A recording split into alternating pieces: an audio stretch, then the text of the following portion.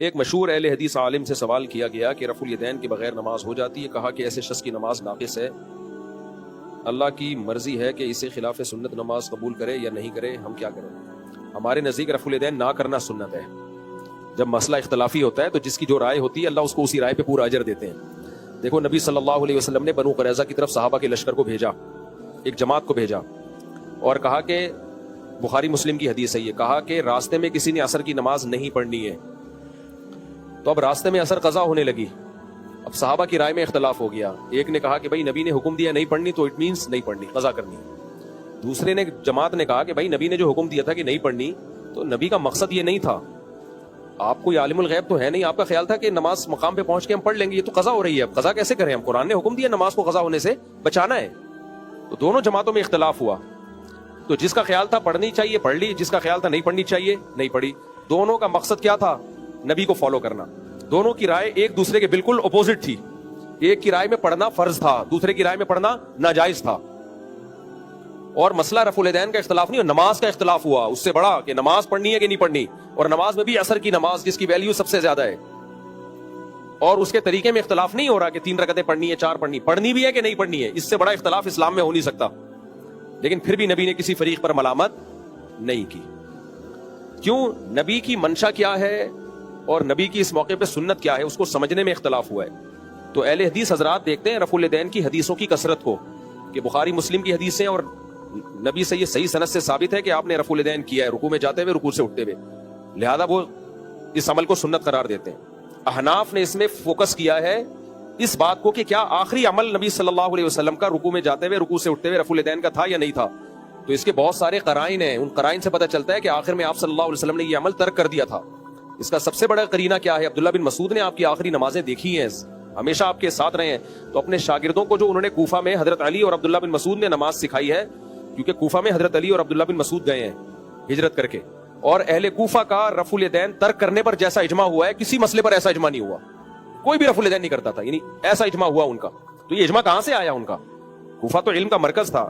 ہمارے پاس بخاری پہنچی ہے کوفہ سے, یعنی قرات سب سے زیادہ کوفہ کی مشہور ہوئی ہے. قرآن کی قرات مدینہ کی مشہور نہیں ہوئی ہے, کوفی قاری سب سے زیادہ مشہور ہوئے ہیں. کیونکہ حضرت علی نے جب کوفہ کو علم یعنی ہجرت کی نا, دارالخلافہ بنایا, تو علم کہاں ٹرانسفر ہوا ہے؟ پھر کوفہ میں ٹرانسفر ہوا ہے. کوفہ کی بہت بڑی ویلیو ہے عالم اسلام میں.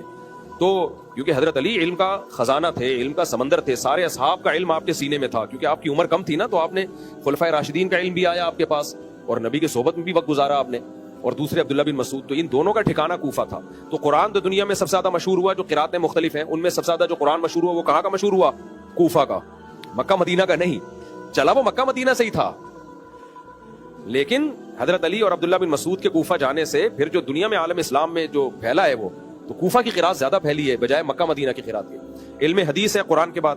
امام بخاری کہتے ہیں میں علم حدیث حاصل کرنے کے لیے مدینہ حجاز اتنی دفعہ, حجاز مکہ مدینہ میں حجاز میں آتا ہے, تو اتنی دفعہ گیا, دمشق اتنی دفعہ گیا, مصر اتنی دفعہ گیا. کوفہ فرماتے ہیں لا احصی, شمار نہیں کر سکتا.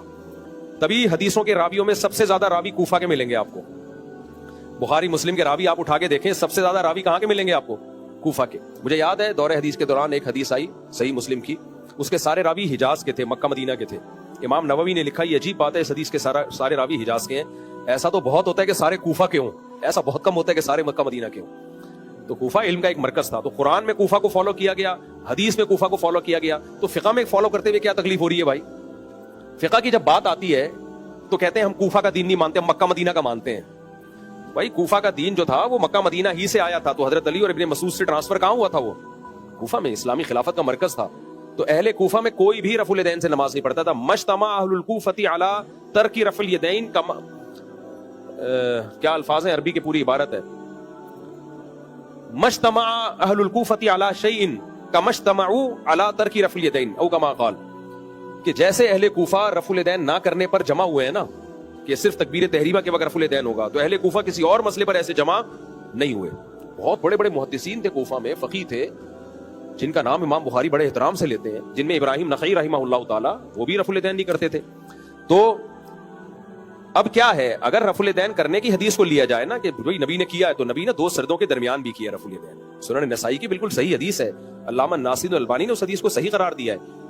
اور اصول کی روشنی میں بھی اس حدیث کو ضعیف قرار دینا بنتا نہیں ہے. اہل حدیث بعض اہل حدیث شدت کرتے ہیں بلا وجہ اس کو ضعیف قرار دینے کی کوشش کرتے ہیں. بھائی 2 سدوں کے درمیان بھی کیا ہے, اور میں نے بعض علماء سے یہ سنا ہے کہ علامہ البانی بھی اس کے قائل تھے کہ 2 سدوں کے درمیان رفع الیدین کیا جائے, کیونکہ نبی سے اس کی ممانعت ثابت نہیں ہے. تو اہل حدیث ہم سے اکثر یہ سوال پوچھتے ہیں کہ نبی نے کہاں منع کیا کہ تکبیر تحریمہ کے علاوہ نہ کیا جائے. تو ہم کہتے ہیں نبی نے یہ کہاں منع کیا کہ 2 سدوں کے درمیان نہ کیا جائے. حالانکہ نبی نے 2 سدوں کے درمیان رفع الیدین کیا ہے, لیکن آپ کیوں نہیں کرتے؟ بھائی ترک کیا ہے اس کو. تو ہم کہتے ہیں جیسے 2 سردوں کے درمیان ترک کرنا ثابت ہے, ایسے ہی رکوع میں جاتے ہوئے رکوع سے اٹھتے ہوئے بھی ترک کرنا ثابت ہے. اور ثابت ہونے کی دلیل کیا ہے؟ اہل کوفہ کا عمل اور اہل مدینہ کا عمل, کیونکہ مدینہ والے انہوں نے نبی کی آخری نمازوں کو دیکھا ہے. اسی وجہ سے امام مالک کی جو مشہور فقہ کی کتاب ہے المدونۃ الکبریٰ, اس میں امام مالک سے یہی روایت ہے کہ وہ رفع الیدین کی حدیث ذکر کرتے ہیں, مگر رفع الیدین کا قول ان کے شاگرد نقل نہیں کرتے. ان پر جب اعتراض ہوا تو ان کے شاگرد قاسم ہیں, وہ کہتے ہیں کہ امام مالک نے اس لیے رفع الیدین کا قول نہیں لیا کہ وہ کہتے ہیں میں نے اہل مدینہ میں کسی کو رفع الیدین کرتے ہوئے نہیں دیکھا. اس سے پتہ چلتا ہے کہ نبی صلی اللہ علیہ وسلم نے یہ عمل آخری وقت میں چھوڑ دیا تھا. اور عبداللہ بن مسعود کی ترمذی کی بالکل صحیح حدیث ہے, اس میں بھی یہ الا اصلی بکم صلاۃ رسول اللہ, اس میں ابن مسعود کہتے ہیں میں تمہیں وہ نماز پڑھ کے دکھاؤں جو نبی نے پڑھی ہے. تو ابن مسعود نے صرف تکبیر تحریمہ کے وقت رفع الیدین کیا, اس کے علاوہ نہیں کیا. اور سفیان ثوری کتنے بڑے محدث ہیں, ان کا بھی یہی رائے ہے کہ وہ صرف تکبیر تحریمہ کے وقت رفع الیدین کرتے تھے. وکیع ابن جراح یہ جرح و تعدیل کے امام ہیں. ایک ہوتا ہے راوی کا محدث کا ثقہ ہونا, ایک ہوتا ہے امام ہونا. امام کا مطلب کیا؟ وہ بتاتے ہیں کہ یہ راوی ضعیف ہے, یہ کمزور ہے. تو وکیع ابن جراح کتنے بڑے امام ہیں, محدث ہیں. کان یفتی بقول ابی حنیفہ, وہ بھی فقہ میں کس کو فالو کرتے تھے؟ امام ابو حنیفہ کو, اتنے بڑے محدث ہو کے بھی. تو یہ کمزور رائے نہیں ہے رفع الیدین ترک کر دینے والی. تو اس لیے اہل حدیث کا اس میں شدت اختیار کرنا اور یہ کہنا جو رفع الیدین نہیں کرتے ان کی نماز نہیں ہوتی. بھائی آپ کی رائے ہے تو آپ ٹھیک ہے اس پہ عمل کریں, ہماری رائے ہمیں اس پہ اطمینان ہے, کیونکہ نبی کے رفع الیدین کی حدیثیں ایک جیسی نہیں ہیں. بخاری ہی میں ایسی حدیثیں ہیں جس سے پتہ چلتا ہے رکوع میں جاتے ہوئے کیا, رکوع سے اٹھتے ہوئے نہیں کیا, خود بخاری میں موجود ہے. تو آپ اس کی یہ تعویل کرتے ہو کہ بھائی کیا تھا صحابی نے بیان نہیں کیا, کہتے ہیں تو آپ کی تعویل ہے نا.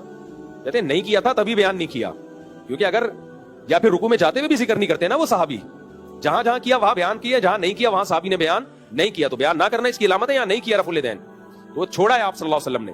تو اگر رفع الیدین کی ساری حدیثیں لینی ہے تو پھر 2 سردوں کے درمیان بھی کرو, اور اگر بعض لینی ہے بعض نہیں لینی تو پھر ہم پہ کیا اعتراض ہے؟ ہم کہتے ہیں صرف تکبیر تحریمہ والی ہے, باقی والی نہیں ہے. اور اس کی دلیل عبداللہ بن مسعود کی رائے, اس پہ میں انشاءاللہ خاندانی کے لیے ریکارڈ کرواؤں گا. میں نہیں چاہتا لوگ فروئی مسائل میں پڑھیں, غزہ میں دیکھو حالات کیا چل رہے ہیں, محمد کہاں جا رہی ہے, لیکن ہمیں دھکیلا جاتا ہے. تو میں اس پہ میرا وعدہ ہے, میں رفع الیدین پر ایک خاندانی طریقے سے پورا ریفرنسز کے ساتھ پراپر میں کلپ انشاءاللہ ریکارڈ کرواؤں گا. ابھی صرف یہ بتا رہا ہوں جو ہم رفع الیدین نہیں کرتے تو یہ نبی کی طریقے کی ہی وجہ سے نہیں کرتے.